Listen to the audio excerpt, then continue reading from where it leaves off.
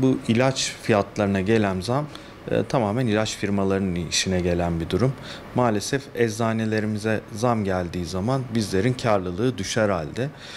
Sizlerin de bildiği gibi en son zam Aralık 2022'de Euro kurunu 10,75'e çıkarılarak bir zam yapılmıştı. Onun sonrasında ilaçlara genel bir zam yapılmamıştı. Geçtiğimiz cumartesi gecesi ilaçtaki kullanılan euro kuru 10,75'ten %30,5 zam yapılarak 14,04'e çıkarıldı. Tabii ki ilaç firmalarıyla konuşuyoruz. Sektörün diğer temsilcileriyle, eczacı depolarımızla konuştuğumuz zaman ilaç firmalarının beklentisinin daha yüksek olduğunu bizlere aktarıyorlar. Onlar %40'lar civarında bir zam beklentisi içerisindelermiş. Ancak %30 olarak zammın geldiği için çok memnun değiller ilaç firmaları. Biz eczacılar kısmındaysa biz eczacılar hiçbir zaman ilacın pahalı bir şey olmasından yana olmadık. Bizler vatandaşın ilaca rahatça ulaşabilmesini talep ettik. Ancak eczanelerde yaşanan ekonomik sıkıntıların da göz önüne alınmasını ve eczanelerimizin de mağdur edilmemesini istedik. Buradaki tabii ki inisiyatif devletimizin sayın yetkililerinde. Onların da bununla ilgili çalışmaları bir an önce yapmasını bekliyoruz. Çünkü ilaç fiyatı zam geldiği zaman bizlerin eczanedeki karlılıkları düşer halde.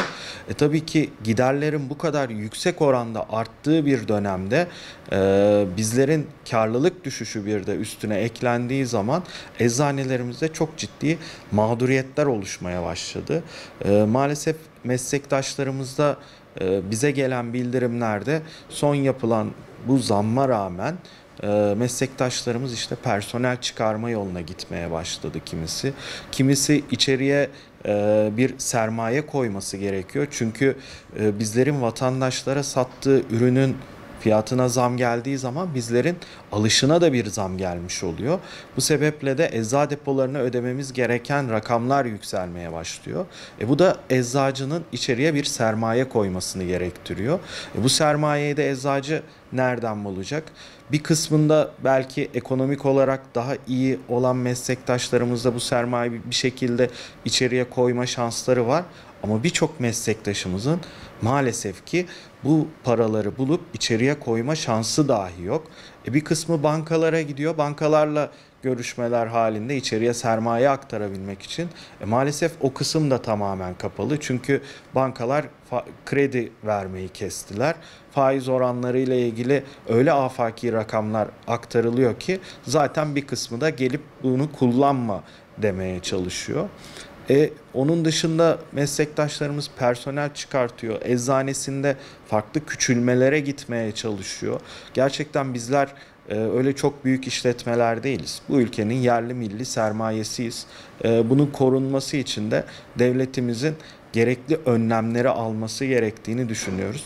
Bizler çünkü küçük ölçekli işletmeler noktasındayız ve bunun da devamı gerçekten çok önemli olduğunu düşünüyoruz ve bizler halkın en yakın birinci basamak sağlık kuruluşu olarak bu sağlık sisteminin vazgeçilmez bir parçası olduğumuzu düşünüyoruz.